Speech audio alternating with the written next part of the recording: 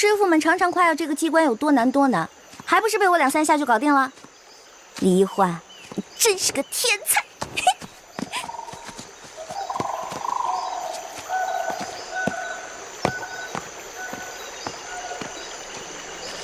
范先生，你立刻飞鸽传书给太子他们，告诉他们，一欢已经出谷，让他们务必保护好一欢。既然晋王担心公主的安全，为何还要故意简化机关，放她出谷呢？唉，晋王，7年前，当时我逼不得已，就自作主张，就把公主跟你儿子给调包了。7年前，我亲手射杀的女儿，竟然是我大明朝最后一个公主。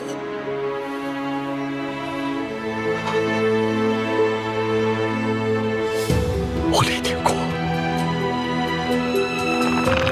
罪孽深重啊！不，公主尚在人间。当年你那一箭，刚好射中皇后送给公主的玉佩上，所以公主毫发无伤。这些年，我一直带着她隐居在明珠谷。现在远在台湾的太子，对我们大明的志士们来说，是极大的鼓舞。如果让他们知道，大明皇室只剩下一个公主，恐怕他们就没有复国的斗志了。如今世上，知道太子是你亲生儿子，一欢才是大明最后一个公主的人，就只有你我2人了。我知道了，我马上传信给延平王，让他把太子送回来。就说先帝留下遗诏，让太子跟我女儿一欢定亲，这样他们所生的子女也算是大明皇室血脉，我们也算对得起先帝了。好，这安排甚好。一欢是先帝留下的唯一血脉，只可惜他生性懒惰，又贪图享乐。若一味保护，不让他历练，先帝在九泉之下也不会瞑目的。晋王真是用心良苦，但愿他此次京城之行能有所长进。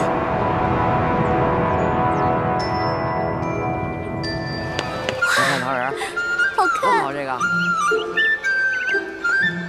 哎，卖鸟嘞！哎，您看我这鸟，鸟儿应该自由的飞翔，不应该在笼子里。哎，您干嘛？对不起啊。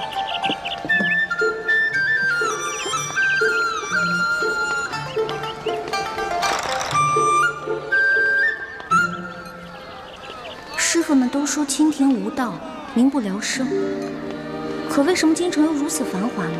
难道是师傅们久未出国，已经不知道这个世界变了吗？让开，让开，让开，让开，让！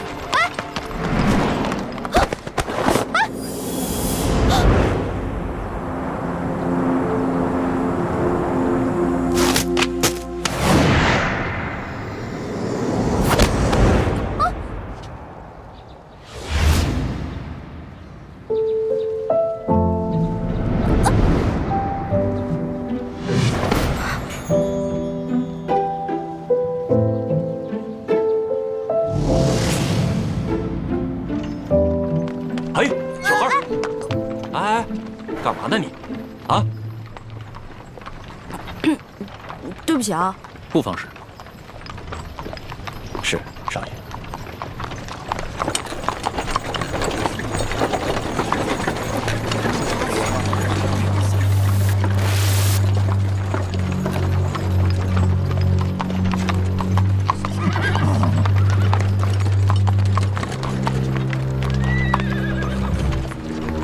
哎，他们要把这些人押到哪儿去啊？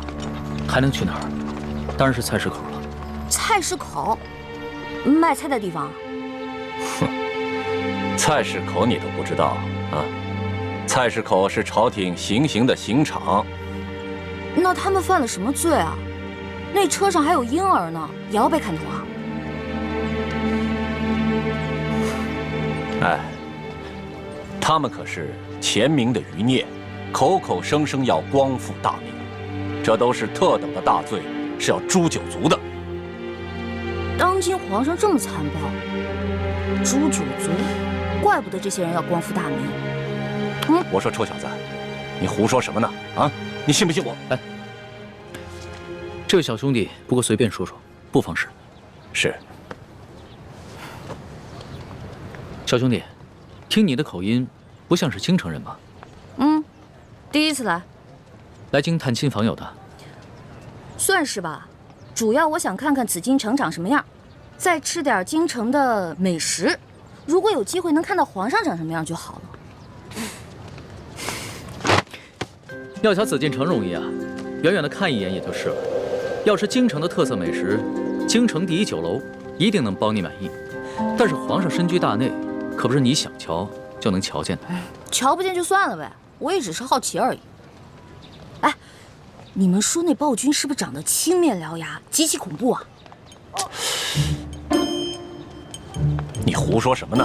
啊，你又没见过皇上，凭什么说皇上长得青面獠牙？还诅咒说皇上是什么暴君？你找死啊！本来就是，我虽然没看见过皇上，可他动不动就株连九族，连生下的婴儿都不放过，不是暴君是什么呀？你要再敢胡说，我就把你……可我听说，当今圣上年少，虽然早已亲政，可朝政依然把持在辅政大臣鳌拜的手中。你说的暴政，可不关康熙皇帝的事儿啊。你说的这些啊，我都听不懂，但我只知道，皇上贵为天子，就要为老百姓负责，既已亲政，还让鳌拜为所欲为。我看啊，他不是暴君，那也是个昏君。你要再敢胡说，我立刻……他说的对，任由朝政把持在他人手中，不是暴君，也是昏君。瞧他那把扇子很是名贵，我还是不要招惹这种人为妙。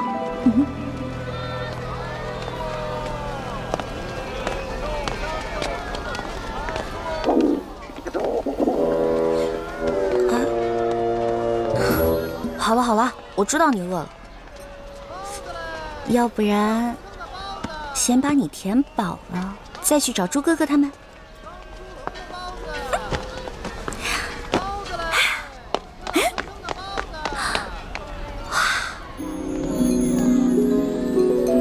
这难道就是刚才那位富家少爷说的京城第一酒楼？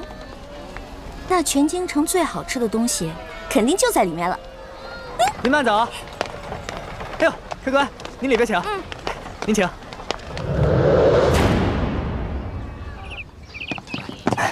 客官。来，客官，您坐这儿。我要坐那儿。哎，我要看着京城最好的风景。就这样。客官，您一个人犯得着用那么大的桌子吗？要不咱换换？我一个人怎么了？我能吃4个人的量。去，给我拿菜单。哎。哇。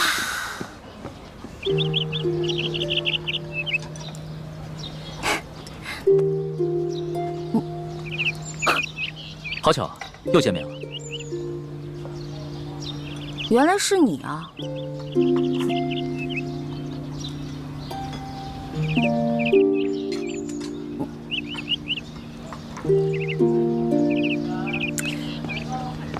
哎，这位大哥，你干嘛总盯着我看啊？我脸上长花了。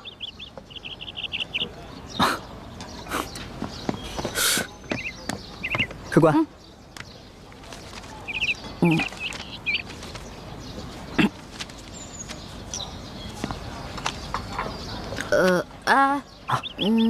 他桌子上的菜给我来一模一样的。客官，那桌还有客人没来，您点那么多，一个人吃得完吗？哎，你管那么多干嘛呀？我让你去给我做，你就赶紧做。哎，等一下，再再给我来一壶好酒，我要你们酒楼里最好的酒。好嘞。去吧。哎呀，京城的鸟啊，走你！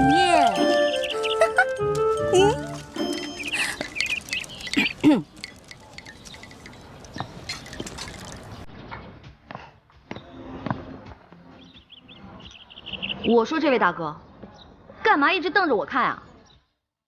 啊，还瞪我是吧？行，今天你瞪我，那我就瞪你，看谁瞪得过谁。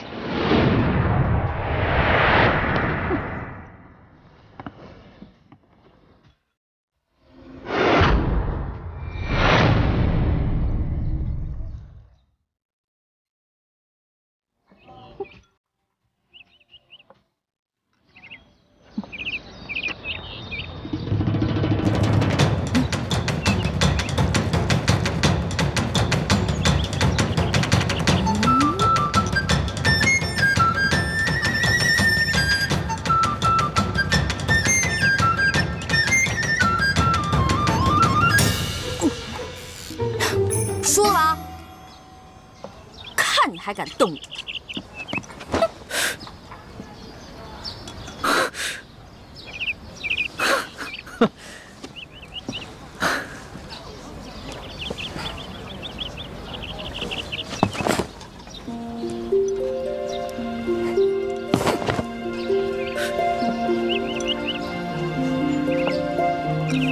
无赖！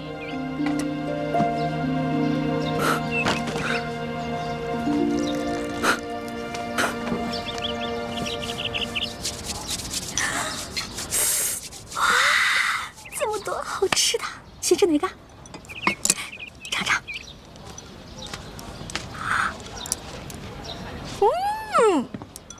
来，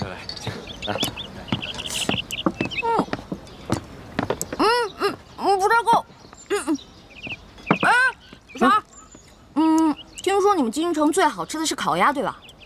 去，给我拿一只。客官，您点的这桌菜，足够4、5个壮汉吃了。烤鸭你吃得完吗？什么意思啊？怕我吃不起是不是？我有的是钱。去，给我挑只肥的啊！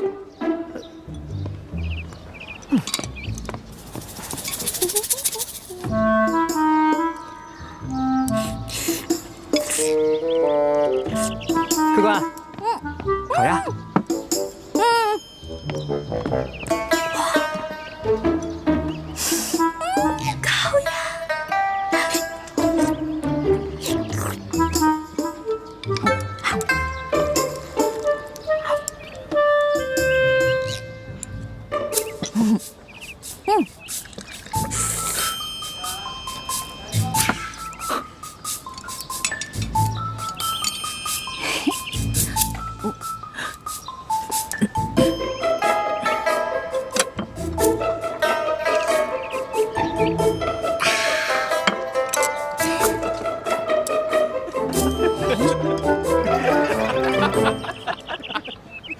你看他得吃相啊！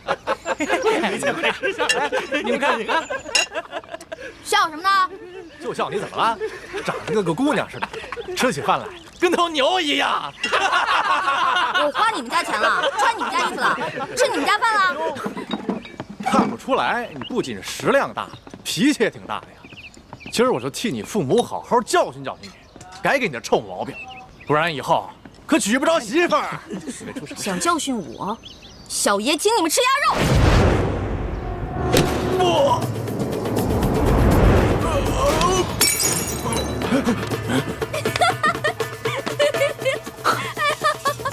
找死！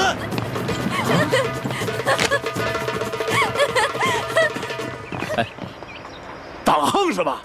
哎，各位，来这京城第一酒楼都是寻开心的，兄台何必跟这位小兄弟过不去呢？你是谁呀？要你多管闲事儿？在下龙三，小二来了。怎么了，几位爷？这样，你给这位客官加几个好菜，再加一壶好酒，都记在我账上。在下替这位小兄弟向你赔个不是。哎，来，几位爷消消气儿，这边请。小二，这些银子够不够？够，用不了这么多。剩下的都赏你了。好，谢谢爷。果然是个富家公子，哼，有钱了不起啊！别以为你替我道歉，我就会感激你。嚯！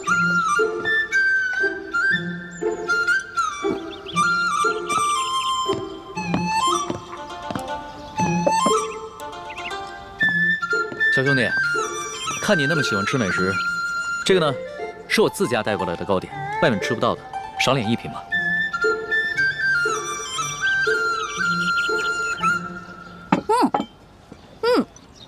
这个真好吃，你们家厨子可真厉害。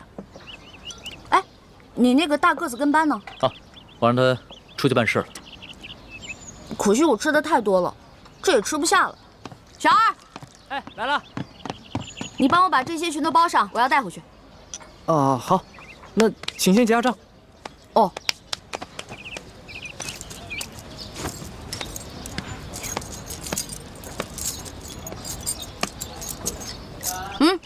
不用找了，这不够啊！这可是整整1吊钱啊！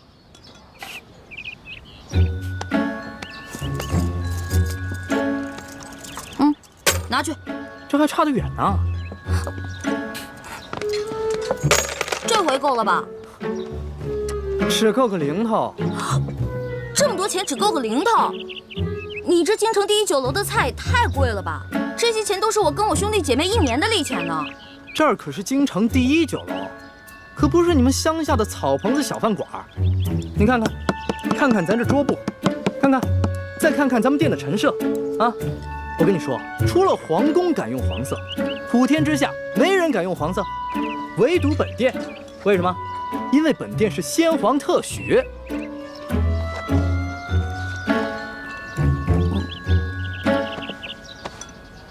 这样吧，这顿饭钱我来出了。哎，且慢。虽然我知道你比我有钱，但是我也知道，无功不受禄。这样吧，我能不能先欠着，等我哥哥来了以后再付给你？可以啊，但是把你刚才掏的那块玉压在本店。带着这块玉赶回客栈，晚上会有别的叔叔接你回明珠谷。义父，你要去哪儿啊？我要跟你在一起。义父要为刚刚被绞死的那几个人收尸，这件事情太危险，你不能跟着我。那些被绞死的人跟咱们有什么关系啊？义父为什么要去给他们收尸？你还小，你不明白。记住，这块玉是你亲娘留给你的最后遗物，也是唯一能证明你身份的信物。你千万不能把它弄丢、弄脏。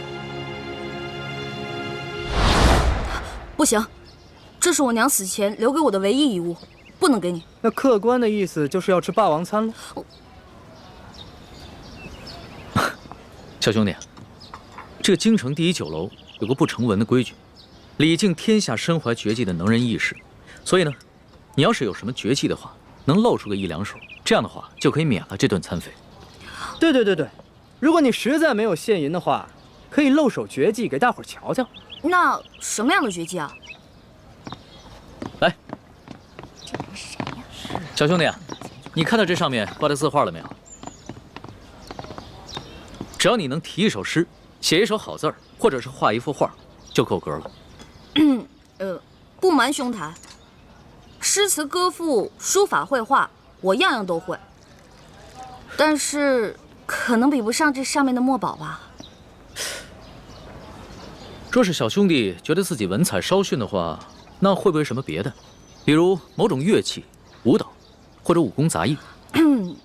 没错，乐器嘛，我会好多种，舞蹈、杂艺、18般武艺，我也都会那么一点点。但是绝技，恐怕还谈不上吧。原来客官所学杂而不精啊！哎，人的精力是有限的，这位小兄弟啊，年纪轻轻的就什么都会，已经是很难得的奇才了。这样吧，小兄弟，你就挑你最精湛的技艺来露一手，看看是否合格。若是不够格的话，我来给你做担保，等你找到你哥哥再来结账不迟。好，就听龙少爷的，挑个您最拿手的，来一个给大伙瞧瞧。好，来一个。多谢兄台。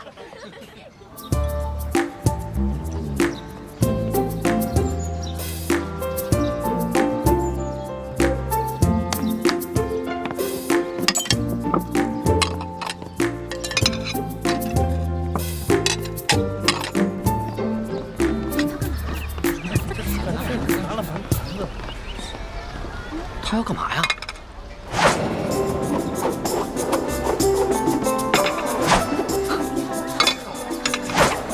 小兄弟，你这手上功夫虽说不上如何，但也算不错。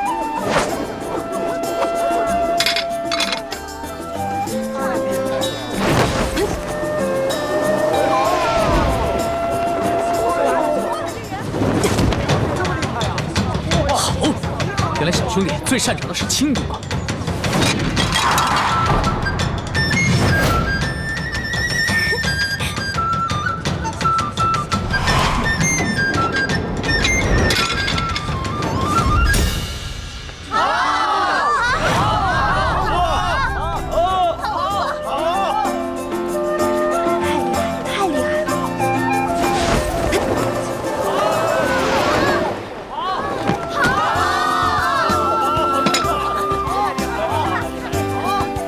可以走了吧？当然可以，还请您留下高姓大名，下次再来本店提您名字可以打折。姓名就不必了，朱门酒肉臭，路有冻死骨。你这京城第一酒楼的一顿饭，够我跟我兄弟姐妹过1年了。先撤了。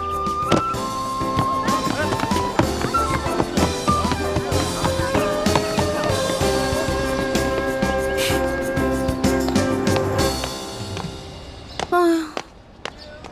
没想到来京城的第一顿饭花了我这么多钱，还没找到朱哥哥他们就变成穷光蛋了。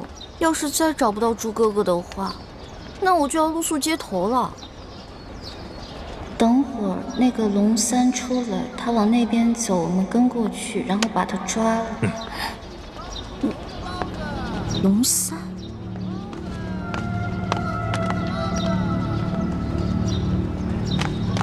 哎，兄台。我这样追上你呢。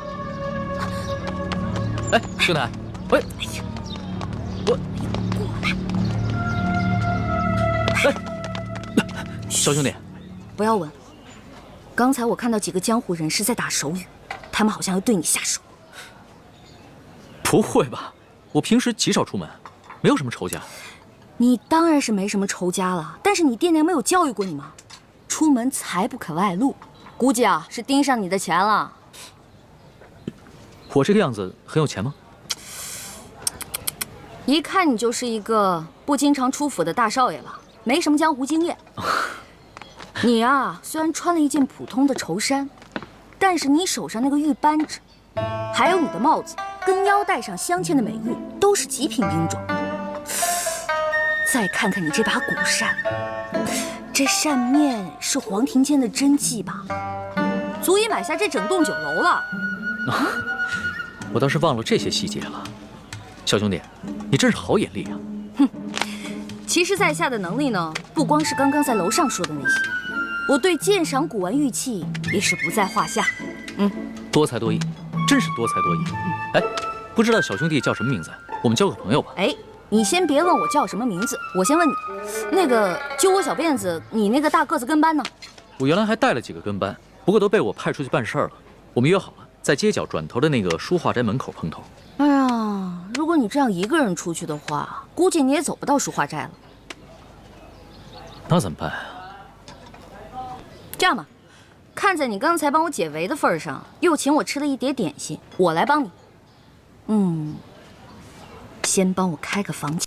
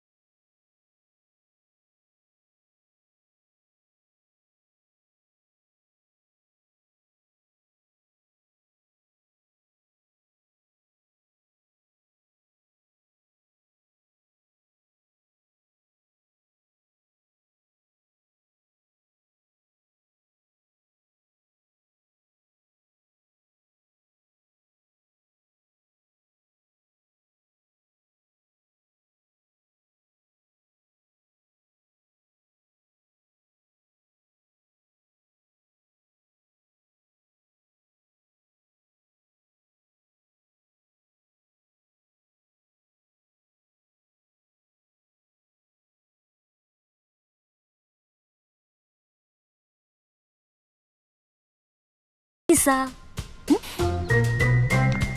那就多谢小兄弟了。想不到这天子脚下，北京城内光天化日还有人抢劫绑架，也难怪朝廷会实行严苛的刑罚。亏你还饱读诗书，这什么狗屁道理？推行暴政，我虽然不懂国之大事，但是我也知道，唯有仁政才能治理天下。还愣着干什么呀？赶紧去换衣服呀！哦。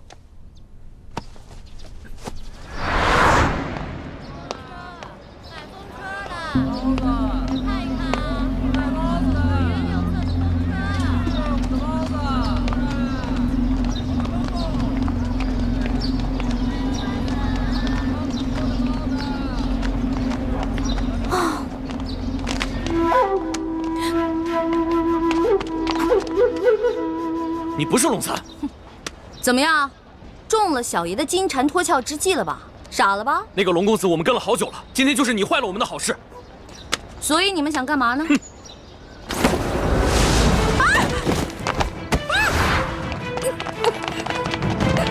快！完了完了，这下惨了，龙三啊！我不过吃了你一碟点心，却要把一条命赔给你了。你肯定会误会我顺走了你的财物，在背后骂我见利忘义、不讲信用。哎呦，真的是冤枉死我了！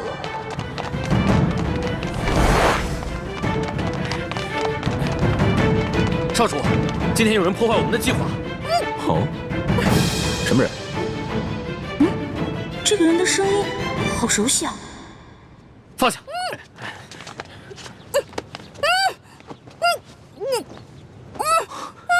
欢妹，怎么是你啊？把绳子解开！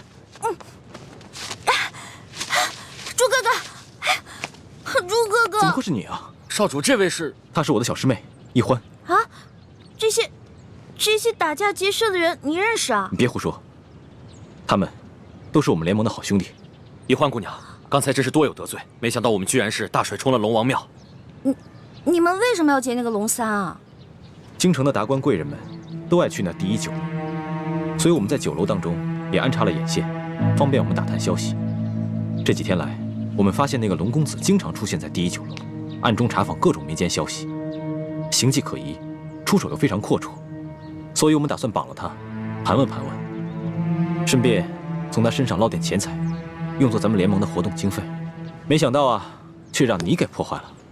哎呦，实在不好意思啊，各位，我不知道你们是自己人，我还以为他们是绑架良民的土匪呢。我一大早就接到师傅们的飞鸽传书，说你也来了京城，让我务必保护好你。我正想着怎么才能找到你，没想到我们竟以这种方式见面了。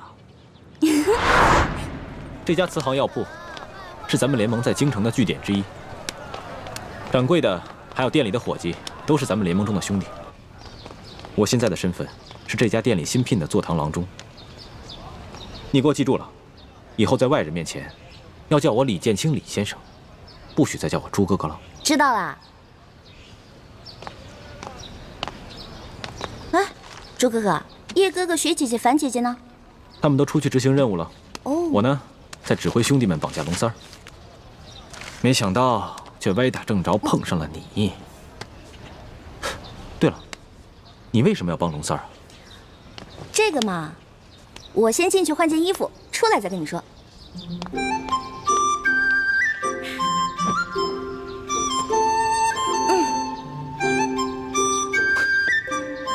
你就因为吃了他一碟点心，就去替他冒这个险？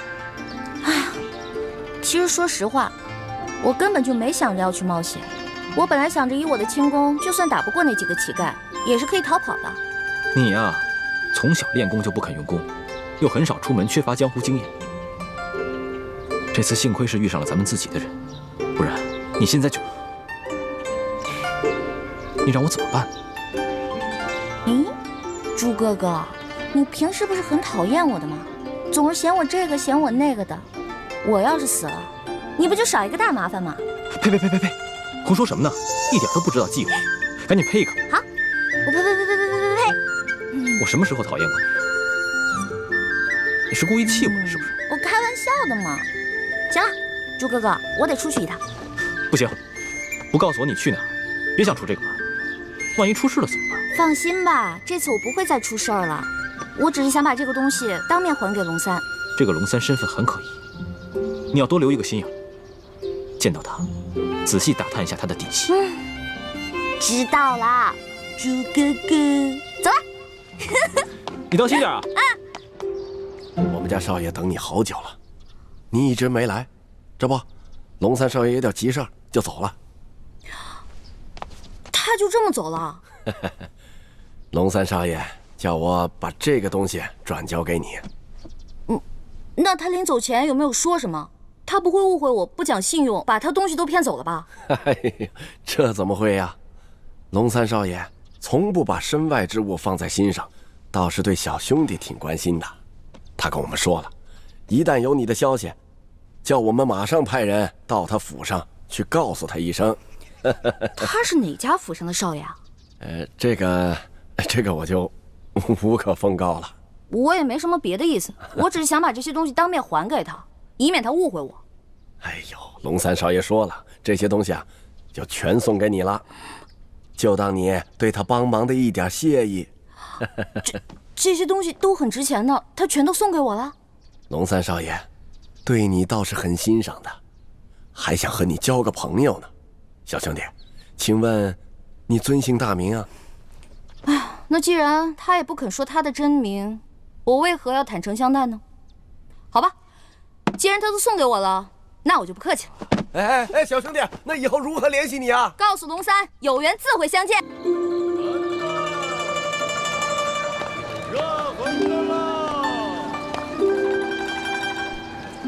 汤面。好香啊，好想再进去吃一顿。可惜这天下第一酒楼的菜价真是太贵了，根本吃不起。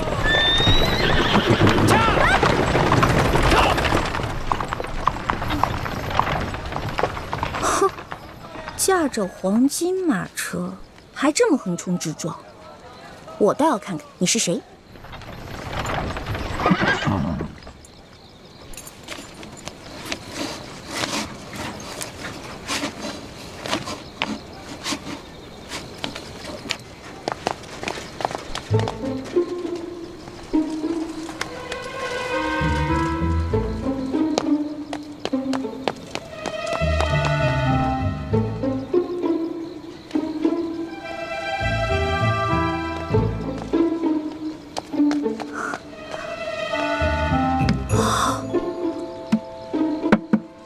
哇，真金的呀！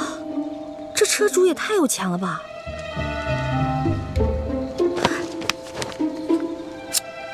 哼，看这车夫刚才那么嚣张的样子，估计这个车主也不是什么好人，我就当劫富济贫了。中堂大人，这边请。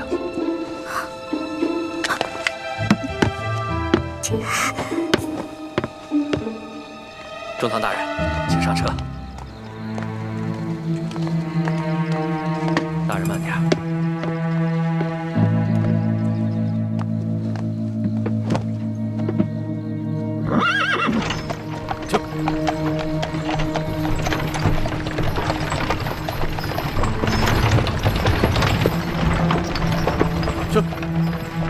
当今世上，只有4位辅政大臣之一的鳌拜人称中堂。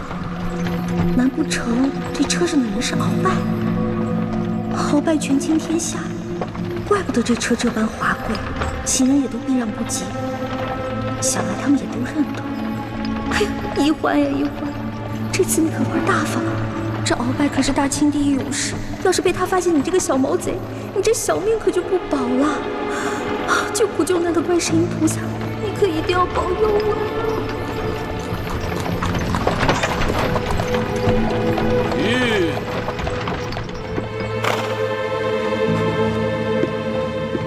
奴才见过中堂大人。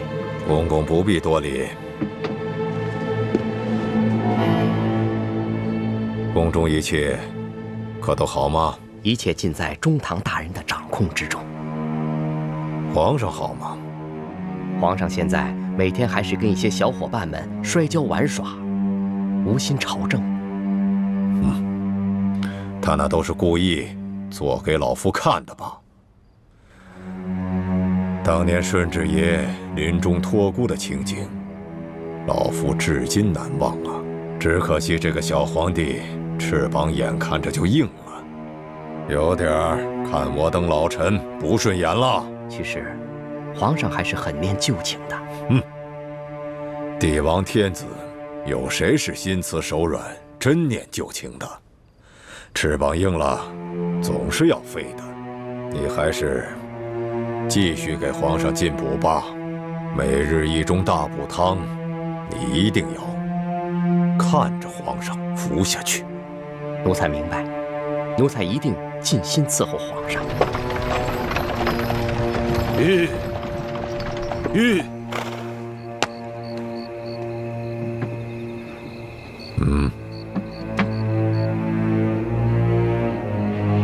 这是这个月的大补丸。多谢中堂大人。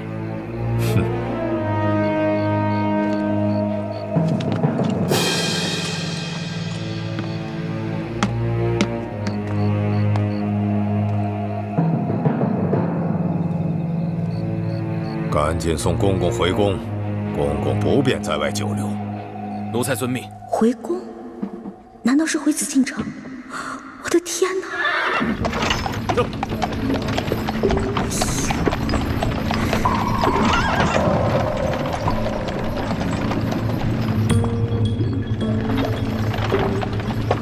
看来马车已经进了紫禁城。今天白天只看了紫禁城外的样子，不知道里面是什么样子。这马车等会儿肯定要出宫回鳌拜府。我是继续躲在马车上等出宫呢，还是找机会留在皇宫啊？好难得有机会进了皇宫，我要是不观光一下就离开，会不会太可惜了？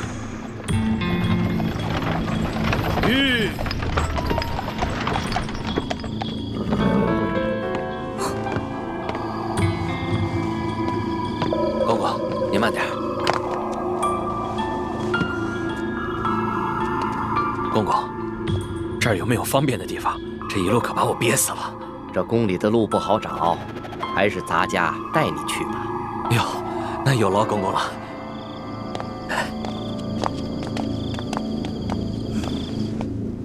哎呀，行，我知道你饿了，别叫了。御膳房里面有举世无双的美食，要不然先喂饱肚子。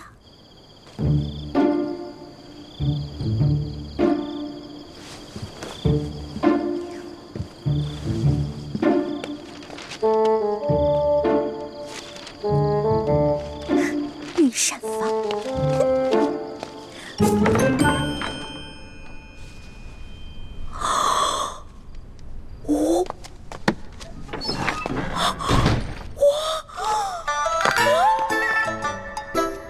幸亏猪哥哥给了我这张地图。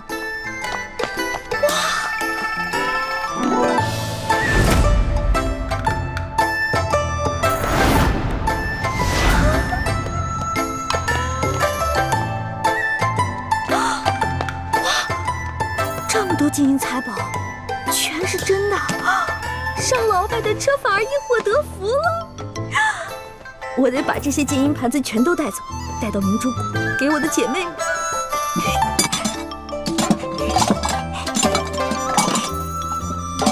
都是皇上用的东西，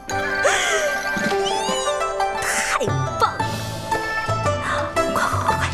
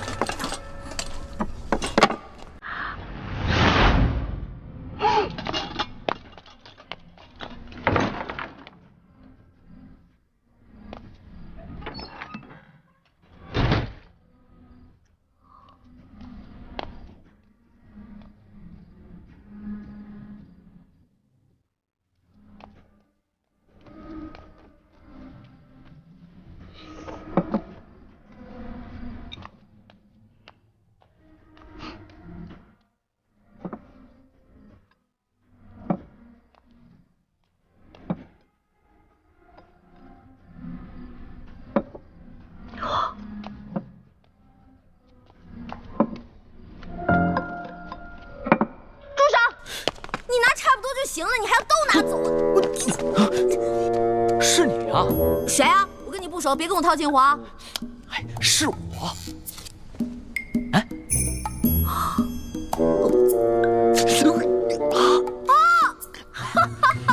是你呀！是不是在里面？啊，我记起来了，我记起来了。嘘啊，嘘，我们换个地方说。走走走走。哎，我的东西，我的东西。好。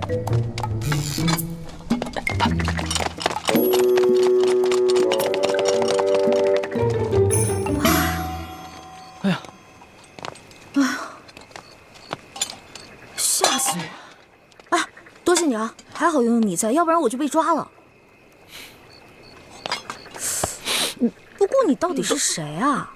我怎么会在皇宫看见你呢？而且你对皇宫的地形如此熟悉。我呀，我是这个宫里的御前侍卫，所以啊，我对这个皇宫啊特别熟悉。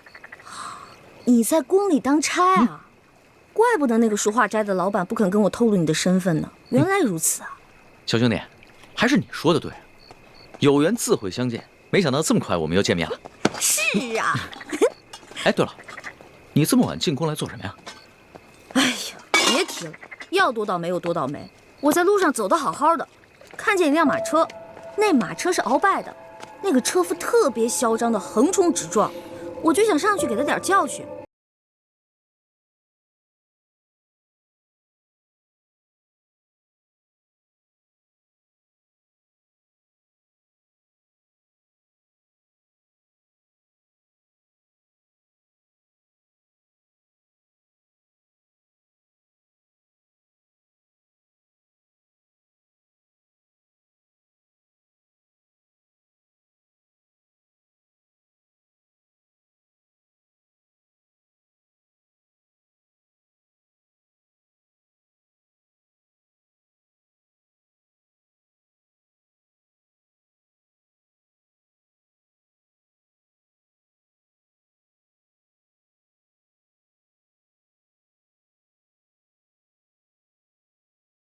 我有奸细，但没有想到他居然如此放肆，胆敢公然勾结内奸，真是不把皇上放在眼里。还是小皇帝无能呗，这拉屎的呀，居然被吃屎的欺负。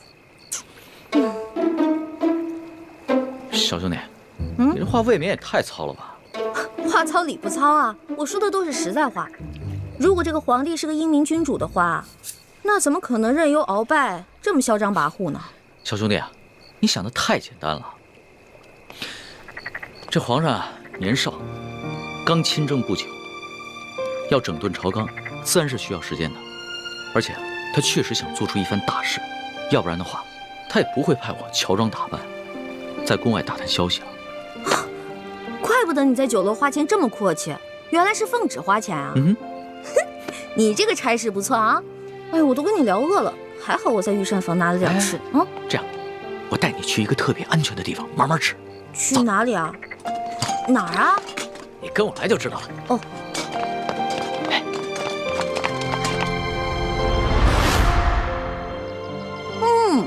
好吃。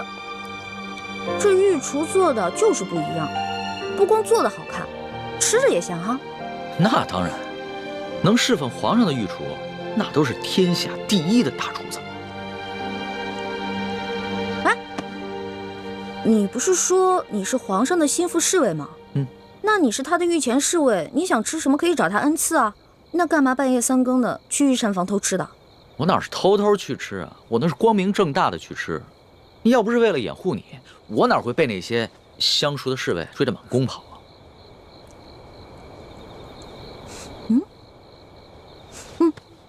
怎么？不对啊，这2种糕里面掺了不同的香料，会使人慢性中毒的。中毒？你别开玩笑了，怎么可能呢？这些糕点是皇上最喜欢吃的，而且皇上平时进膳的时候，都是有专门的人用银针试过的，也有专门的人试吃，怎么可能会有毒呢？真的，这里边的香料性热，而这个糕点里面的香料性凉，2种单独食用不会中毒，但是混在一起长期食用就会使人中毒，并且可以使人心智受损。你没开玩笑啊？干嘛？别动，我来给你把把脉。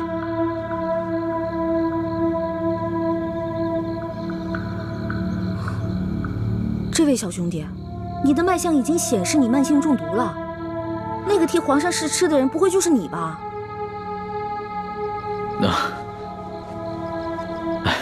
实不相瞒，其实呢是皇上和我最近都感觉到身体不适，所以呢特意让我来御膳房求证一下。原本呢我是不相信宫里的太医，所以想取几样食材拿到外面去给宫外的名医看看。一开始见到你在那儿的时候，我以为啊你是下毒的人，派来毁灭证据的。后来看到你毫无顾忌的大吃大喝，然后又跟我说了这些话，到现在我才相信你。遇到本李大侠李易欢算你运气，知道吗？李易欢，姓李名易欢，这名字挺好听的。那当然了，我不仅名字好听，还会识毒，并且还会解毒呢。那我和皇上的毒能解吗？哎呀，你和皇上的毒嘛，解是可以解，不过这药材配起来比较难，而且这药材价格不菲啊。钱不是问题，你想要多少，我给你多少。好，3日以后在第1酒楼，我带着解药，你把药钱给我。这个药钱嘛，10两黄金。没问题，我看也不必等到3日以后。我这枚玉扳指肯定不止10两黄金，你先拿去吧。哇，果然是个好扳指啊！你就这么把扳指给我了？你也不怕我骗你？我相信你，虽然我们两个相识不过1日，但是我能看得出来，你是一个有本事的人。只要是有本事的人，都不会因为钱财而背信弃义的。有眼光。我是个有本事的人，我的本事不光这些，还有很多呢。以后有机会慢慢让你见识啊。好啊。不过呢，刚才在御膳房咱们两个交手的时候，我发现你的武功啊，其实比我好不到哪儿去啊。没本事的人才会靠蛮力，像我们这种有本事的人是靠这里，知道吗？再说了，我就是一个江湖小贼，我这点本事也足够了。但是你是御前侍卫啊，那你这3脚猫的功夫怎么当的御前侍卫？哎，你跟我说实话，是不是你投了个好胎，有了个好爹，才让你当上御前侍卫的？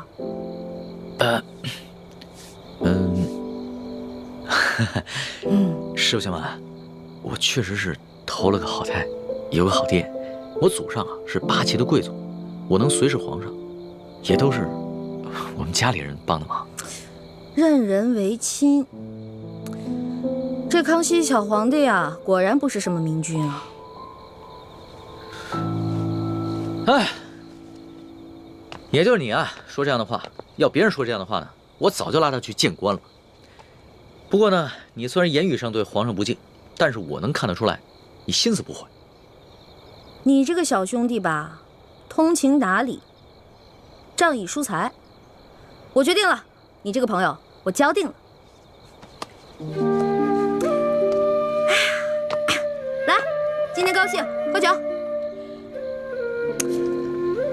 我这壶底的酒可不是一般的酒，这个酒呢，是我在山里发现的野山葡萄酒，也不知道哪位仙人何年何月何日酿造的，总之特别好喝。你别以为你是皇上的小跟班，吃惯了好多御食，好多御酒，就不把我这个酒当回事儿了。我这个酒啊，可比你那些御酒好喝多了。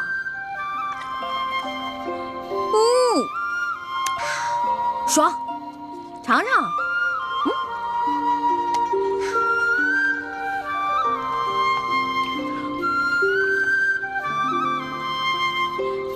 怎么样？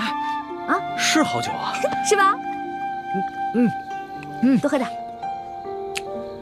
哎，小兄弟，你是哪儿的人啊？为什么要进京啊？我呀，我就是一个江湖游侠。我进京呢，就是来看一看京城有多繁华，吃遍京城的美食。2呢，我是想找一些珍贵的药材，配一款冰肌雪肤养颜膏，给我姐姐脸上疗伤。你姐姐的脸怎么了？哎呀，别提了，一说到这事儿吧，我就特别内疚。小的时候啊，我背着大人，拉着我姐姐去山里玩。哎，妹妹，咱们回去吧。平日里师傅们都不让咱们上山玩，说山里有野兽，那是他们吓唬咱们呢。走吧。哎呀，哎呀，走啦！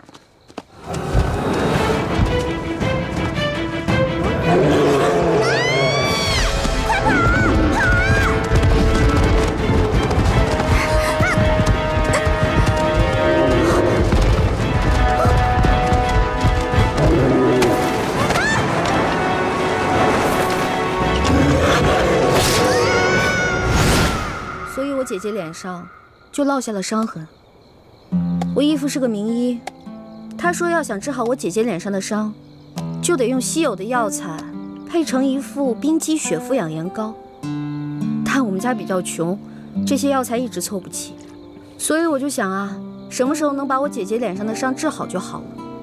我姐姐可是个大美人儿，但就是因为脸上的伤让她变得很自卑，所以我希望我能早日帮她配齐这些药，治好她脸上的伤。所以你刚才不跟着那辆马车出宫，不是为了进御膳房偷吃东西，而是为了找太医院，去找那些能治好你姐姐脸上伤的药。对啊，本来我想先饱吃一顿再去太医院的，没成想。你是个重情重义的人啊，我喜欢你的性子。哎，你多大？我呀，我是顺治12年5月初4生的。5月初4？啊，真的假的呀？真的。太巧了，我也是5月初4。啊，只不过我是顺治11年的，比你大1岁。这么巧啊！哎，你说咱们2个1日之内相逢了2次，我觉得咱们这个缘分匪浅呀，不如我们今天指月为誓，结拜为兄弟，如何？从来没有人想着跟我结拜的。不过，我以前老看古书上说，那些古人们结拜好像挺有意思的。当然了，我也一直想这么做来着，可惜一直没有遇到合适的人。既然你我这么有缘，那就结拜吧。我长你1岁，我做大哥，你是小弟。哎，不行不行，岂不闻古人有云：文道有先后，术业有专攻。咱们既然结拜，就不能以庸俗的年龄论长幼，咱们得看谁的见识广，本事强。刚才你也说了，我的见识广，本事强，所以我是大哥，你是小弟。这也行啊？当然了，如果你觉得不行的话，再来打一架，谁赢了谁是大哥。不打。行，居然还有人想当我的大哥。行，你是大哥，我是小弟，好了吧？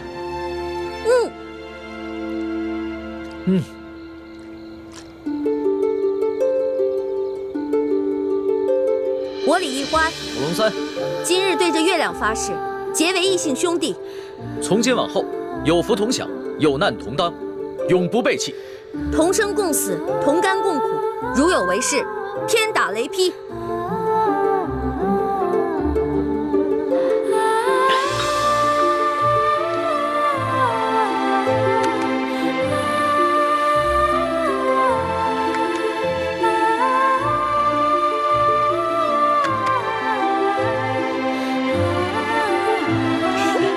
大哥请，小弟请。啊，对了，我们现在都结拜了，以后不能骗你了，要不然会天打雷劈的。大哥，你说什么呢？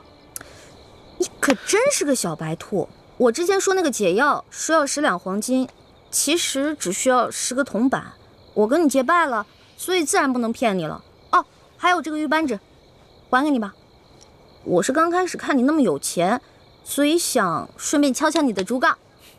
不过现在咱们都结拜了，我就不能再骗你了，我得讲义气啊。大哥果然是个性情中人。不过我们刚刚对着月亮发誓，要有福同享，有难同当。小弟的东西呢，就是大哥的东西。这个玉扳指啊，大哥你就好好收着吧。这个东西啊，小弟多的是，不必还我了。当真啊？当真。我们刚刚发过誓的，你总不想让小弟被天打雷劈吧？像你这样的小白兔，行走江湖不得被人炖了给烤了吃啊！不过你放心吧，现在有大哥在呢，大哥保护你。行，那日后小弟就多仰仗大哥观察了。放心吧。乖啊！我回来了。你去哪儿了？猪哥哥，我看看。啊，有没有受伤啊？哎呀，猪哥哥，别大惊小怪的了。你看我，不是挺好的吗？什么事都没有啊。哎，你知不知道，大家为了找你一宿都没睡，各个据点也都派了人，满北京城的找你。樊师妹到现在都没回来。一欢，姐，你急死我们了。哎呀，对不起嘛，没想到我一夜未归，大家这么兴师动众的。欢妹，你要注意自己的身份。如果你出了事，整个联盟会不惜一切代价去救你。如果因为你牺牲了那么多无辜的性命，你心里过意得去吗？我知道了，猪哥哥，我错了，我下次再也不这样。不过，你们知道我去哪儿了吗？去哪儿了呀？紫禁城。你不是跟我说去庙会了吗？是啊，我事先去的庙会。我去了庙会以后，我还去紫禁城溜达了一圈嘛。我不光进去了，你们猜我看到了谁？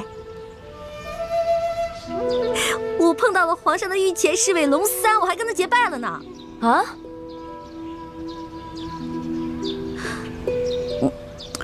我就知道你们不信我，给我。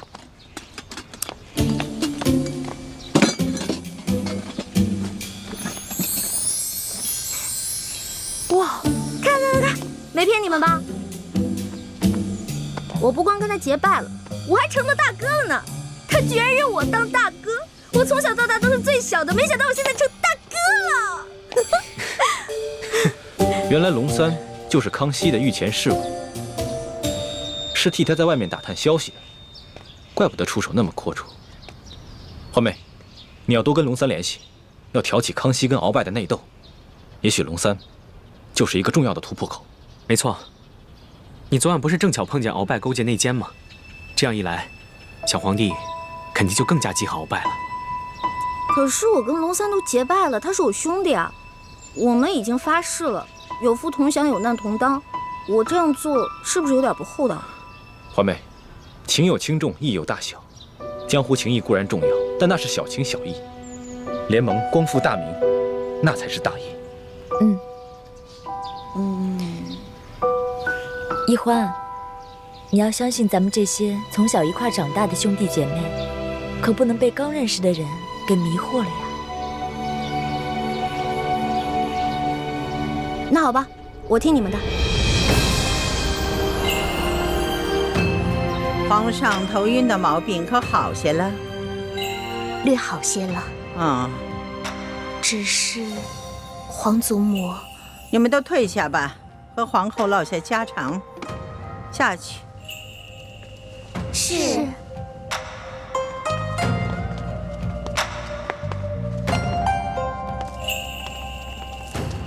现在你可以放心的说了，皇上这头晕的毛病可是有什么古怪？是有人在皇上的饮食中下了毒。下了毒？那太医院的人回话说皇上患了风疾。哀家也奇怪，皇上啊从小就习武，身子骨健壮着呢，又正当年少，怎么可能患上风疾呢？这一定是有人做了手脚，下的什么毒啊？是否危及到生命？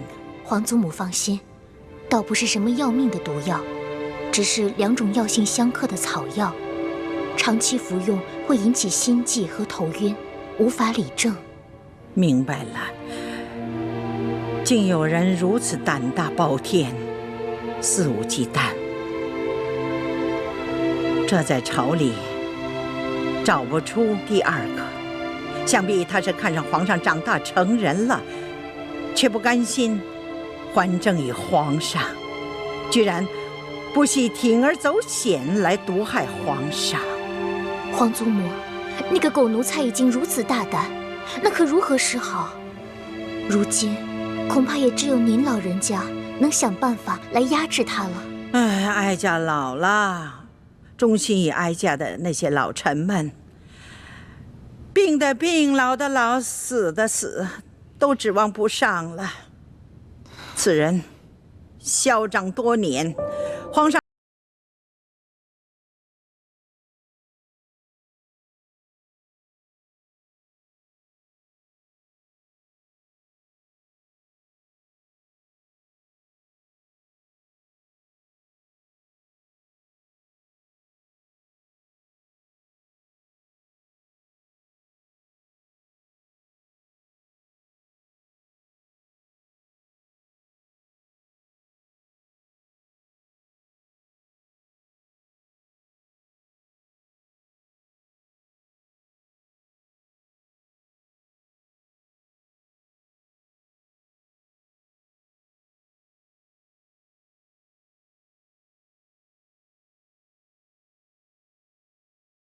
解毒药，给你的。怎么煎怎么服我都写好了，1个月之内按我说的做，保你跟皇上体内的毒全部消除。多谢大哥。小小意思，不用客气的。哎，对了，大哥，你为你姐配的那个养颜膏需要的药材也写一份给我，我回头帮你去太医院取去。真的？谢谢龙小弟。自家兄弟，你跟我客气什么呀？哎，对了，你们查到那个给皇上下毒的人了吗？虽然没有确凿的证据但是也猜到了7、8分。会不会是那个中堂大人鳌拜啊？他那天说让宫里的内侍给皇上进补，是不是就是给皇上下毒啊？大哥，这外面人多嘴杂的，咱们好久才见一次。今天我们只谈美食，不谈国事。对，美食当道，其他的靠边去吧，吃吧。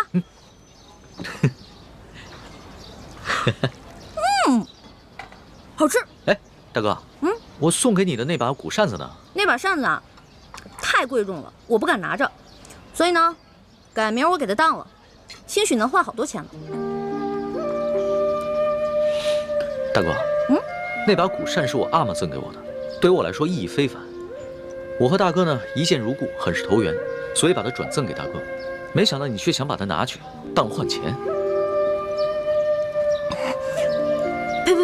呸！我说错话了吗？别生气啊，龙小弟。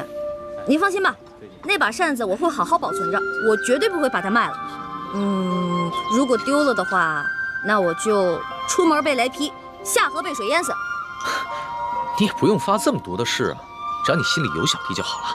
哎呀，龙小弟，你不知道，你是贵族家的小公子，而我呢，从小出生在一个穷乡僻壤的山谷里面，全谷的人呢，连一件像样的绸衫都没有。每当过年啊，所有的人分一头猪吃。来到京城以后呢，我觉得京城好繁华呀，我特别想努力赚钱，把这些钱都带给乡亲们，让他们过几天好日子。大哥，以后呢，要是缺钱的话，你就来找小弟我，小弟别的忙帮不上，银钱这方面啊，很是方便。只是，大哥千万别再把我送给你的东西拿去卖了换钱。哎，那可不行。虽然你是我兄弟，但是你已经帮我很多了，我可不能再让你帮我了，我要自己赚钱。我知道，大哥这个人呢，表面上看上去放荡不羁，其实啊，还是很有原则的。哎，我的龙小弟也不错嘛，仗义疏财，通情达理，最主要的，大气有钱。能得到大哥这样的评赏，小弟心里甚是欢喜啊！来，喝一杯。喝，干了。你说什么？易欢被鳌拜抓走了？不错，鳌拜号称大清第一勇士，身边又带了好几个武功高强的侍卫，我们不敢贸然出手相救。申盟主，我们现在怎么办？先不要轻举妄动，等酒楼兄弟的消息，切莫打草惊蛇。是。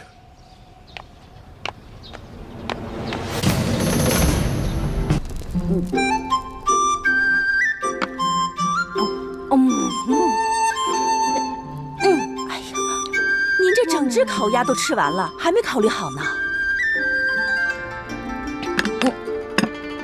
好了，带我去梳洗打扮，我要去见中堂大人。哎呀，就知道你是个机灵的丫头。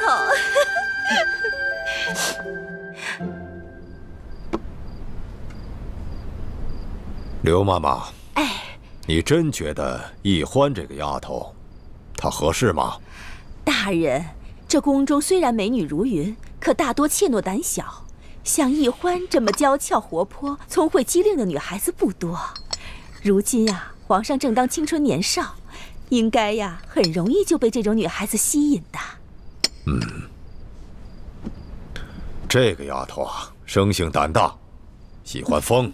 我真怕她入了宫以后啊，咱们不好掌控。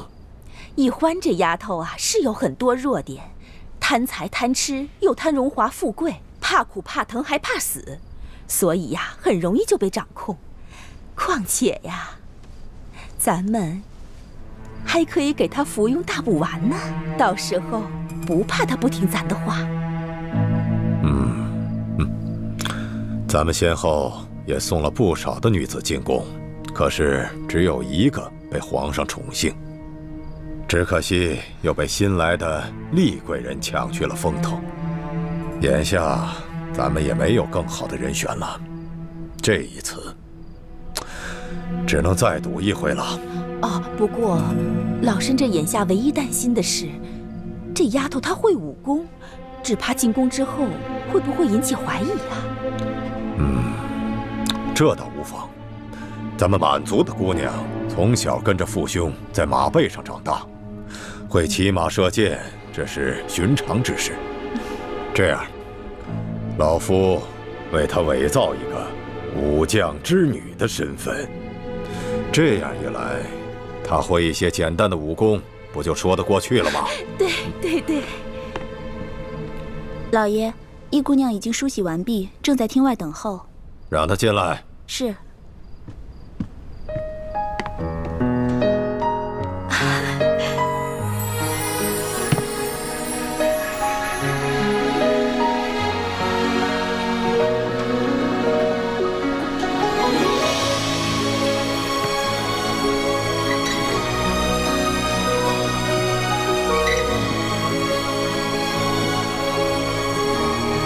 小女子拜见中堂大人。好，好，好。谢谢中堂大人不杀之恩。易欢，你是否真心愿意为老夫所用啊？小女子誓死效忠大人。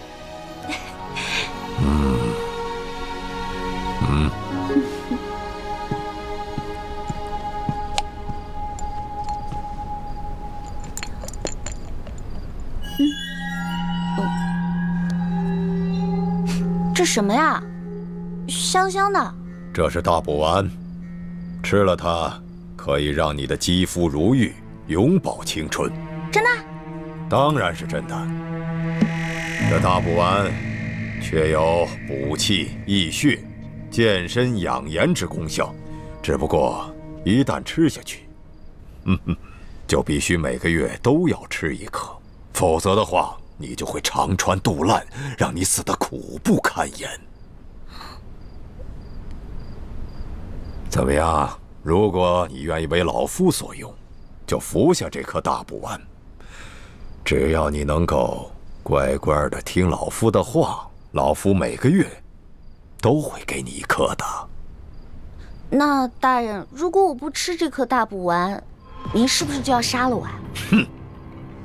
你先是对元州知府勾结乱党一事知情不报，后来又在这天子脚下偷盗行窃，这哪一条都该杀头。哼，什么大补丸？不就是慢性毒药断肠散吗？本姑娘10岁的时候就会配，也会解了。我现在这副害怕为难的样子，不过就是为了麻痹你这个大坏蛋。哎呀，我说丫头啊，你可是聪明人，吃下这个大补丸，从此荣华富贵享之不尽。你要是不吃啊，你这个小脑袋马上就搬家了。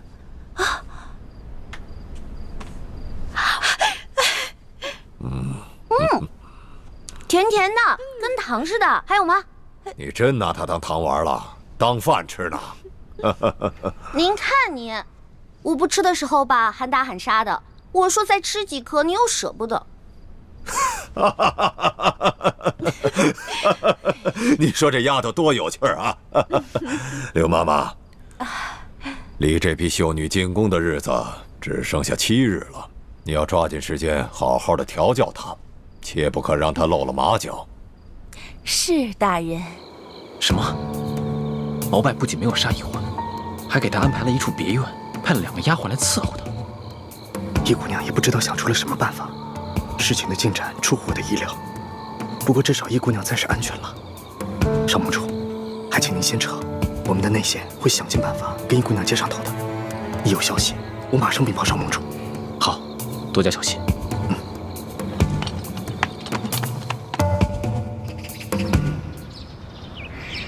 中堂大人，易欢这丫头果然是极聪明，学什么一点就通。可她就是不肯用心学呀。我也都测试过了，不管这琴棋书画还是女工歌舞，这都是略会一点，却样样都稀松。大人，这离进宫的日子只剩下不到5日了，这老身再怎么细心调教，也都来不及了。妈妈，大人，这也不能怪小女子啊。小女子12岁那年，父母便双亡，唯一的哥哥还跟小女子走散了。我啊，只能靠着尼姑庵的师傅们接济，才能勉强填饱肚子。这哪有什么机会去学什么琴棋书画、歌舞女工啊？可这女子应会的技艺，你样样稀松，这怎么才能够引起皇上的注意，讨得皇上的欢心呢？如果说女子必须才艺出众才能引起皇上的注意，那之前妈妈培养的美女们个个才艺出众，可不也是没成功吗？如何讨得男人们的欢心？刘妈妈她最有经验，她培养出来的美女，个个都能让男人们神魂颠倒。只可惜皇上他年少，情窦未开，再加上这后宫美女众多，没能引起皇上的注意，所以他们才未能大展身手嘛。哎，这您就说对了。要想引起皇上的注意，光靠才能和技艺非常好是不行的，是要动脑子想办法的。我说的对不对啊，妈妈？哦，那你告诉老夫，如何才能引起皇上的注意呢？这个嘛，我现在也说不好，这得进宫以后啊，随机应变。大人，若说这随机应变，易欢这丫头可是比别的姑娘强了千百倍。大人放心吧，为了不辜负您对我的期望，也为了我自己能在宫中谋个好前程，我一定会努力引起皇上对我的注意。也罢，这圣心啊最难测，如何邀得圣宠，这只能看你自己的造化了。只可惜老夫没有女儿，若是老夫有一个像你这般机灵的女儿，那就好了。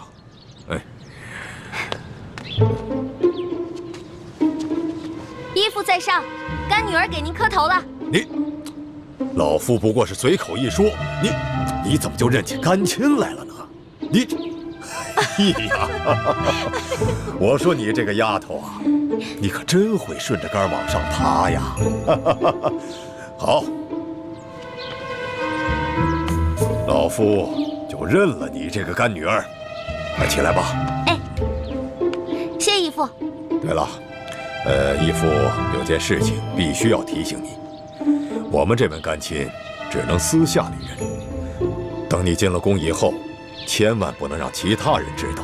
若是皇上知道了你是老夫安排的人，那对你对老夫都不会是好事情。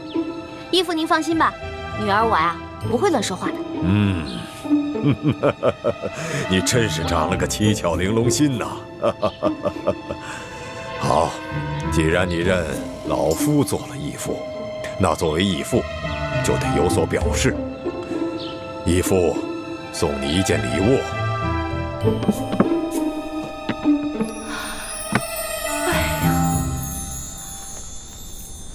这件金蚕丝背心乃是天下独一无二的宝物，轻薄柔软，却刀枪不入，水火不进。当年敖大人出生入死，立下无数战功，先帝才将这件背心赏给了敖大人。唉，如今他却把这件背心赏给了你，可见你呀，对他真的是很重要。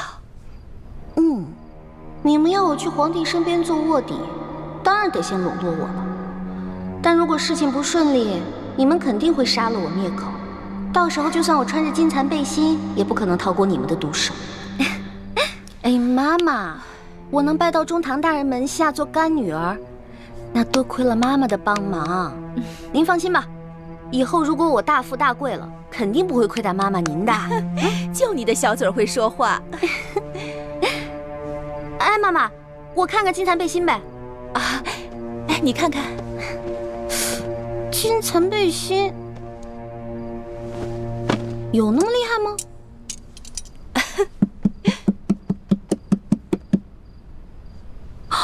哇，真的都没破哎！妈妈，你快帮我收好，快！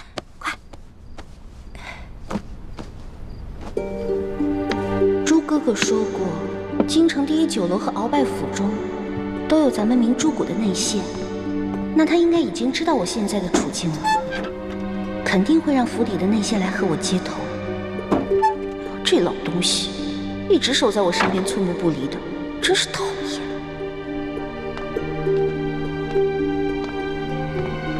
这都是吃的？是的。易姑娘，这些菜是特地从京城第一酒楼给你订的，尤其是这盘酱鸭头，是酒楼新来的厨子朱师傅为您准备的。朱师傅说了，姑娘品尝过后，有什么需要改进的，朱师傅会尽量满足您的要求的。我知道了，你先下去吧，记得再给我拿一壶桂花酿过来。是。妈妈，您看啊，这么多美食，其实我应该跟您老一起分享的，但是你也知道，我这个人吧，最大的缺点就是贪吃，再加上上次您在酒楼里跟我抢一只鸭子，那事在我心里留下很深的阴影啊。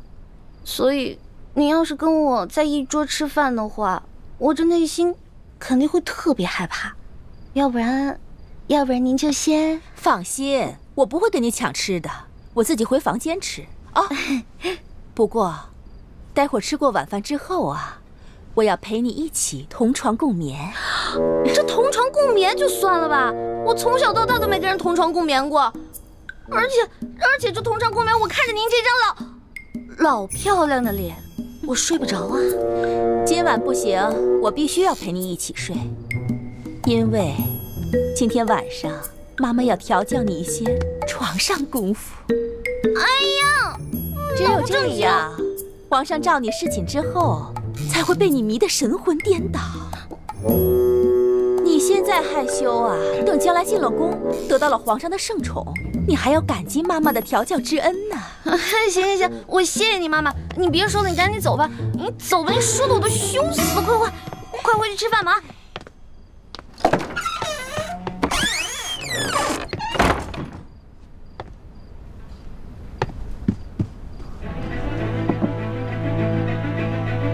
鸭子，哼。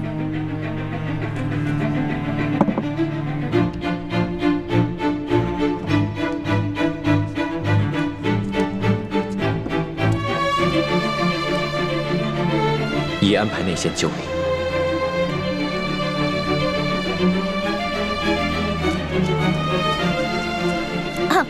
进来吧。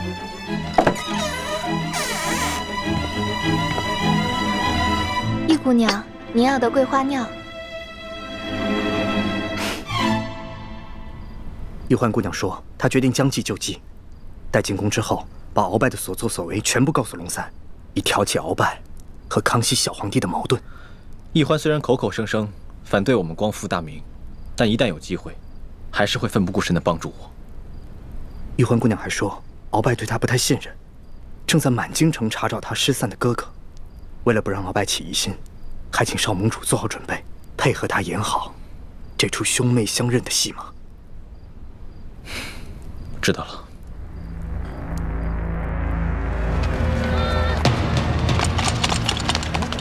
头，这条街上药房都查过了，没有咱们要找的人。全连头，是。我们这边也没什么收获。跟我走。是。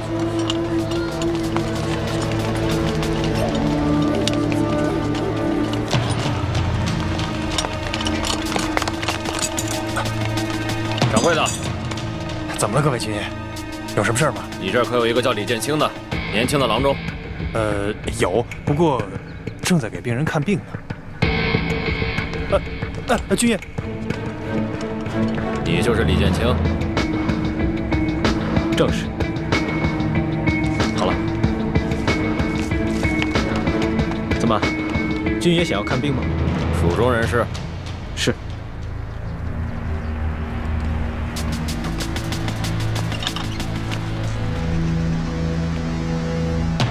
军爷这是干什么？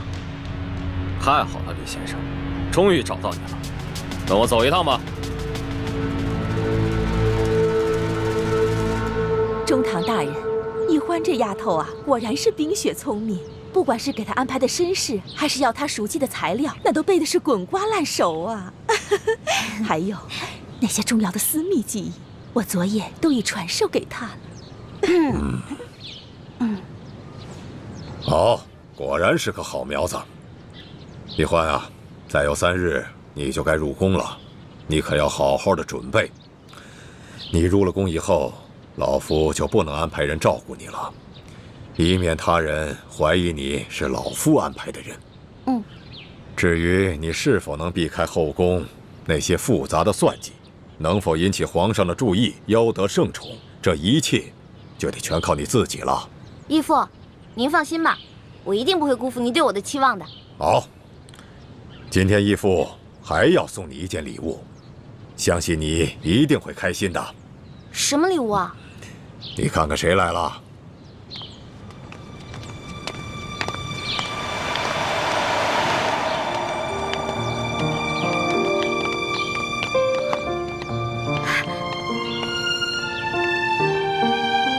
大哥，你是小妹。大哥，大哥，对不起，都是我不好，我以后再也不会这样了。以后我一定听你的话。小妹，真没想到会在这里遇见你，我还以为你出事了呢。你知不知道，这些年哥哥一直在找你，找不到你，我心里多着急。知道了，我以后再也不会那样了。小美，大哥，没事就好，过去的事情就不要再提了。快来快来，我来给你介绍，这是义父，快给义父跪下。草民李建清，拜见中堂大人。一谢大人救了欢妹，二谢大人让我们兄妹团聚。不必多礼，起来吧。谢大人。坐。义父让你坐呢。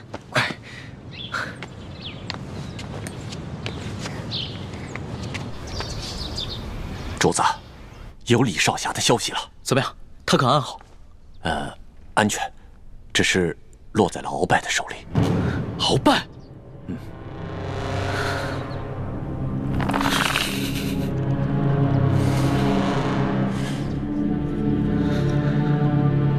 恕草民冒昧，中堂大人最近是否经常心神烦躁？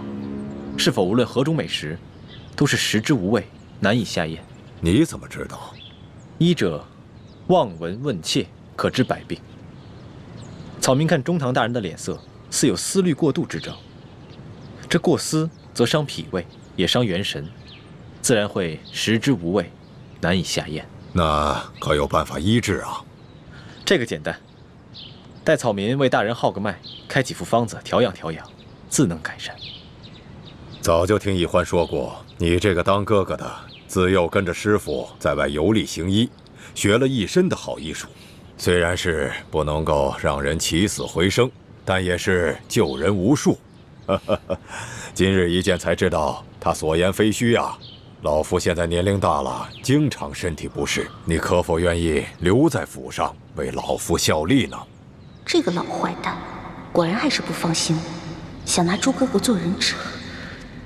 草民做了多年的游方郎中，虽然学到了不少民间的验方，但四处漂泊，甚是辛苦，所以想在京城安顿下来，慢慢谋个前程。只是坐堂问诊，收入微薄，若能投靠在中堂大人门下，草民自是求之不得。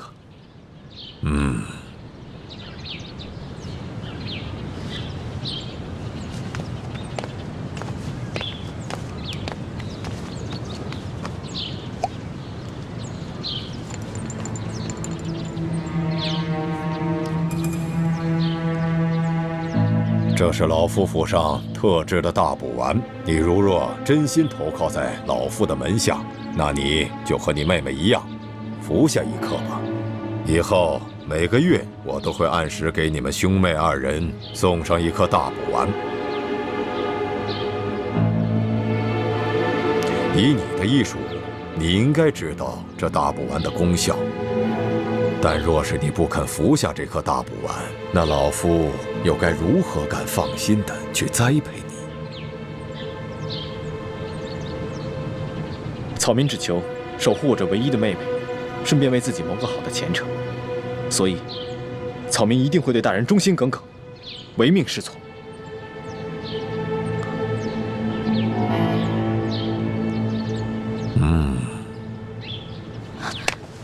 义父，女儿还有一事相求，希望义父可以答应。你尽管说，只要老夫做得到，都会满足你。可不可以在宫中也给我哥哥某一份差事啊？因为这样我们两个既可以互相照顾对方，而且不用经过他人之嘴传给您宫中什么事儿啊，直接让我哥哥来跟您说，既方便又安全。您觉得呢？这个主意不错。眼下就有一个绝好的机会，宫中的太医院本月之中就有一个老病告退，一个回乡丁忧，眼下还正缺人手。以李先生的精湛医术啊，老夫完。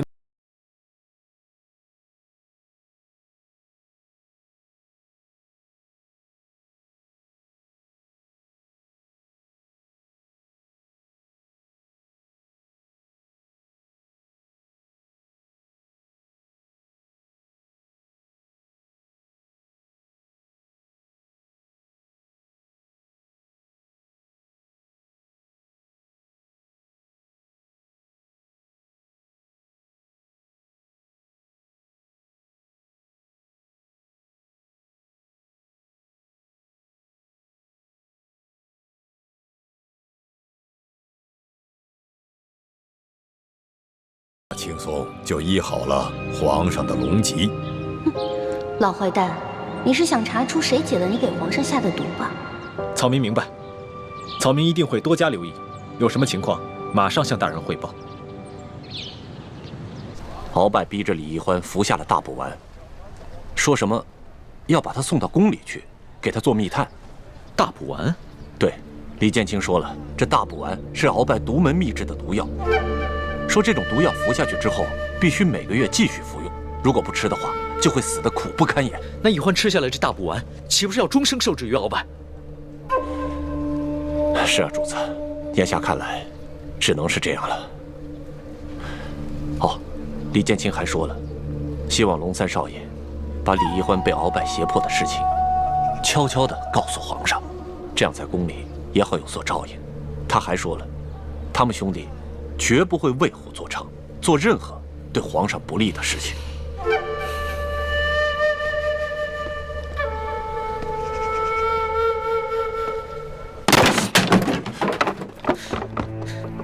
主子，您息怒啊！这个鳌拜越发的胆大妄为了。这样，你回去告诉李建清，就说我会尽快禀明皇上，在宫里对易欢多加照拂。好，还有，皇上会尽快的去找鳌拜，为易欢拿到解药，让他放心吧。这。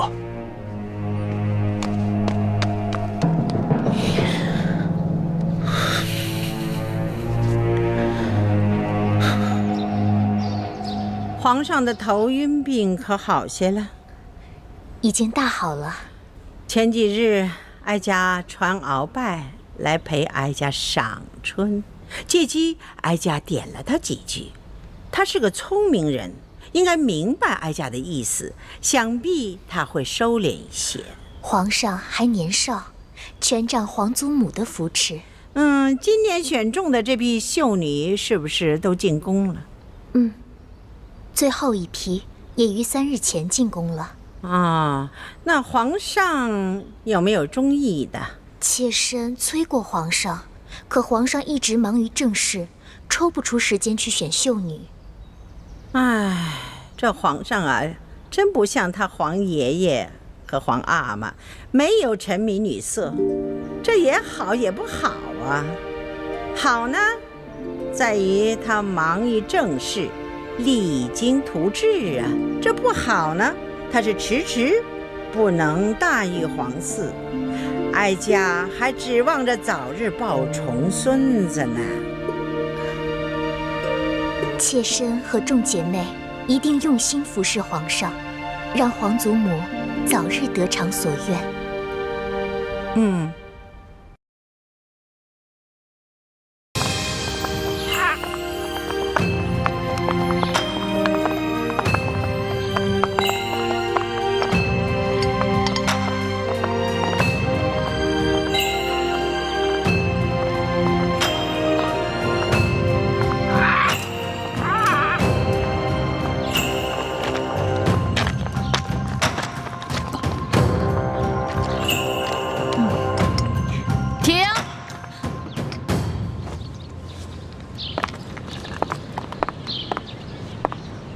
走路的时候呢，手不能抬得太高，也不能放得太低，要恰到好处，这是规矩，知道了吗？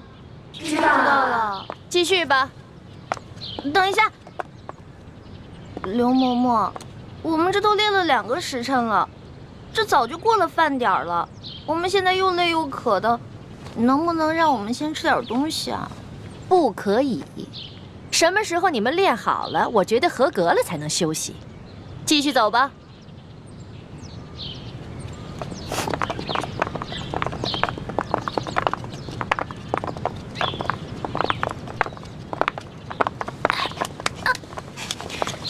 停！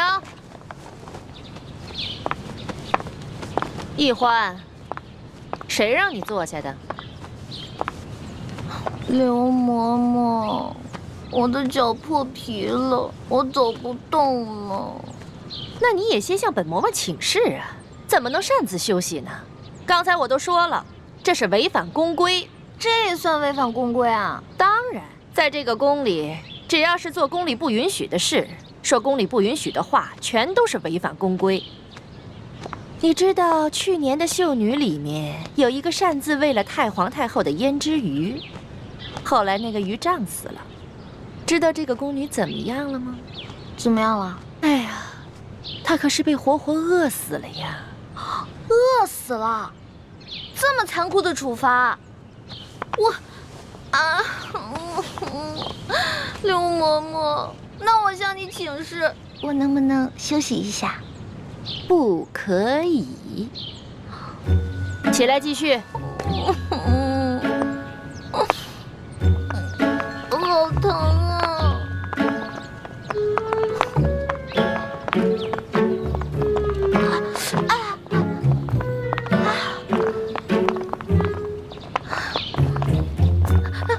刘嬷嬷，怎么了？我脑袋痒痒，能不能挠挠啊？准。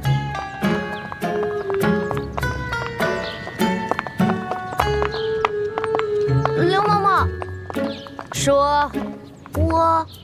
我想，对不起啊，您肯定是那种通情达理的人嘛，不可能不让我打喷嚏的，是不是？下回憋住嘛。你哪儿那么多废话呀？赶紧走。哦。嬷嬷，你又怎么了？就这么一会儿，你举3次手了？不是您说的吗？有事之前必须举手请示啊。什么事儿说？我想放屁。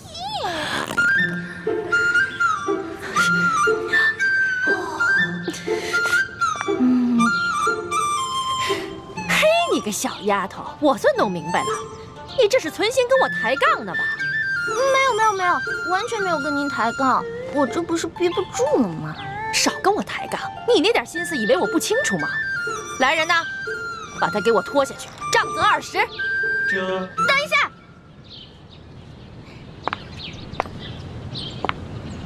刘嬷嬷，您可知道吏部尚书丁大人啊？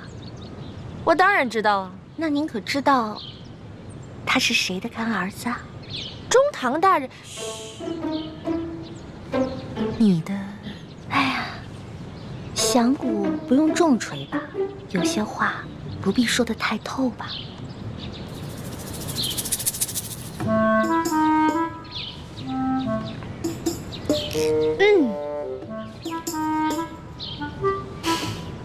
算了，我就看在你脚磨破皮的份上，放你先去休息一会儿吧。谢谢刘嬷嬷。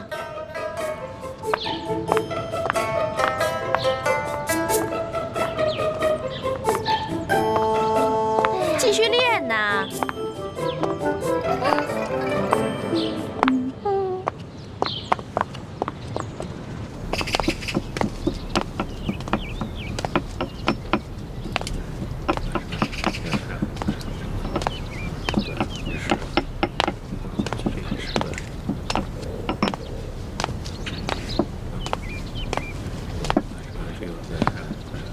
这就是咱们的院判大人。院判大人。你就是新来的李太医。晚辈李建清，望院判大人多多关照。这年纪轻轻就能到这太医院来当值，想必一定有过人之处吧？这些灵芝呢，有10年生的、20年生的、30年生的、100年生的。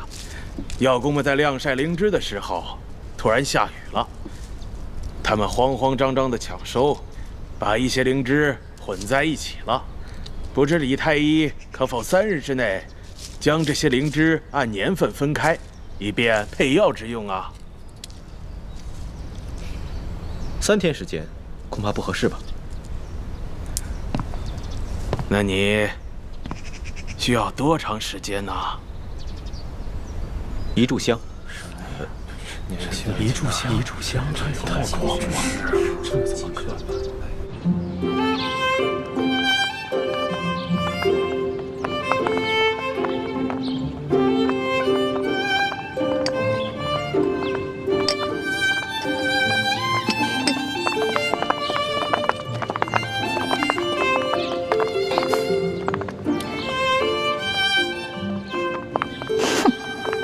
自己坐着，有吃有喝的，却让我们饿着肚子受累。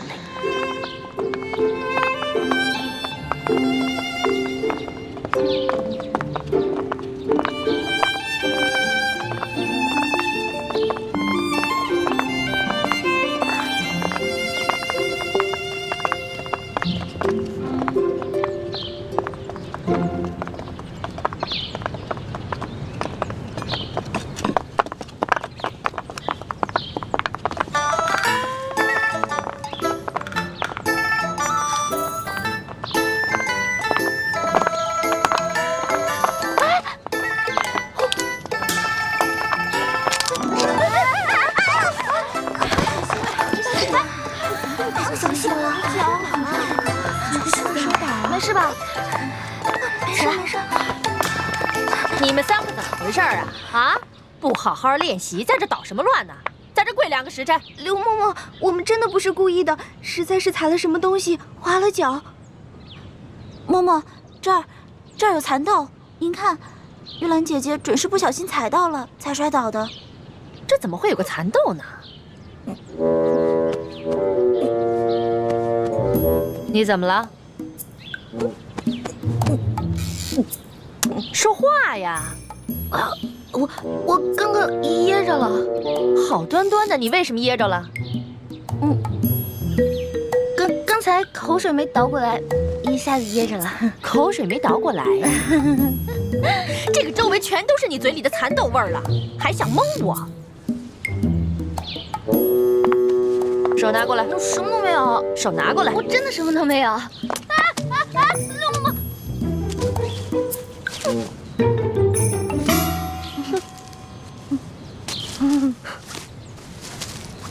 哼，你还想抵赖吗？看来我不给你点教训，你是真不知道什么是公规呀。来人呐，等一下。刘嬷嬷，您忘了，我呢可是中堂大人的。什么人违反公规都要受处罚？你以为我到现在还没回过味儿来吗？其实刚才我就想明白了，中堂大人怎么会派你这么一个不知道天高地厚的野丫头进宫来呢？你既然那么嘴馋，又担心挨饿，那我就罚你今天闭门思过，谁都不许给他吃喝。什么？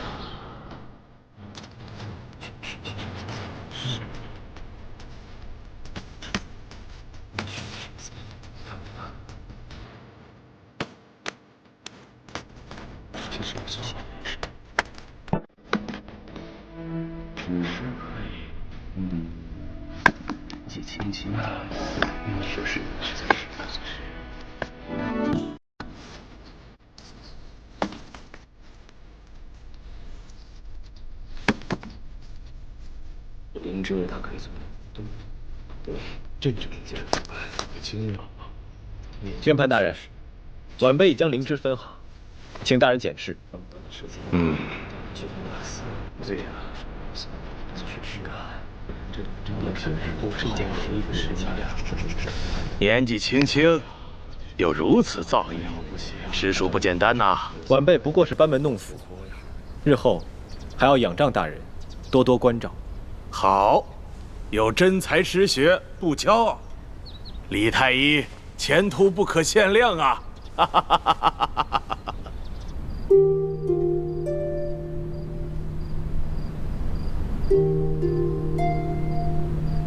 还好还有一颗小蚕蛋。好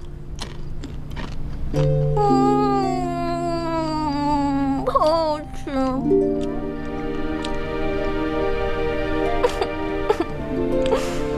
但是还是好饿呀，我要饿死了，饿死人了，饿死人了！喝点水顶顶饱吧。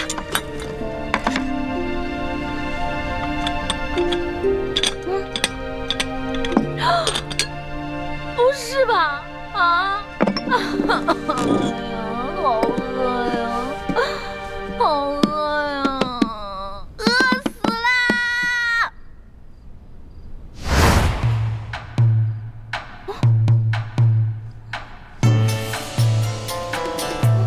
好呀。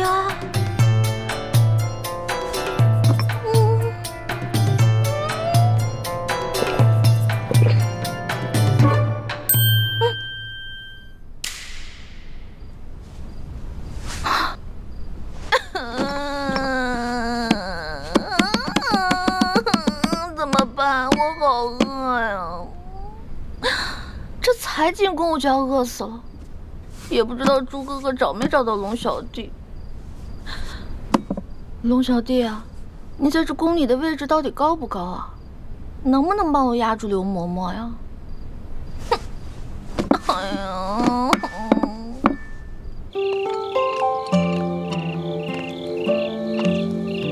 大哥，大哥！大哥，大哥，大哥，不是约好了在这见面的吗？人呢？会不会是刚进宫找不到路啊？哎，不对不对，他那么聪明，怎么可能呢？难道是出什么事了？大哥，大哥！哎呀，饿死了！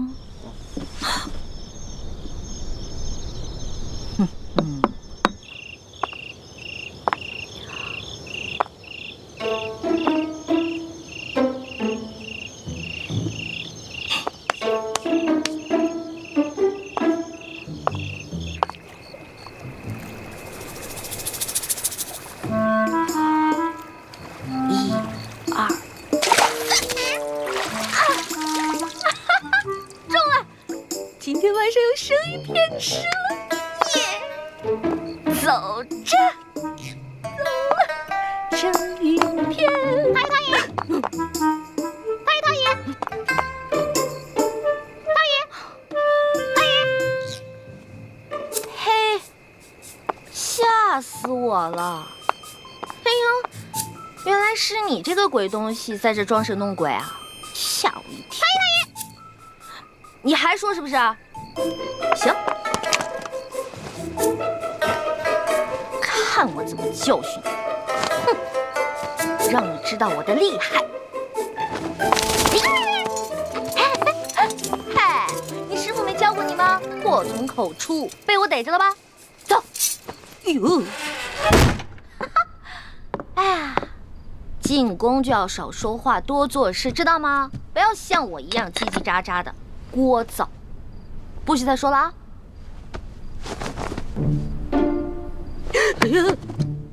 喂，不是吧？我没杀你啊！不是我杀的，不是我杀的！哎，你醒醒，你醒醒！不是吧？我把你给憋死了！我不是故意的啊，要不然我给你念《金刚经》超度吧。对不起。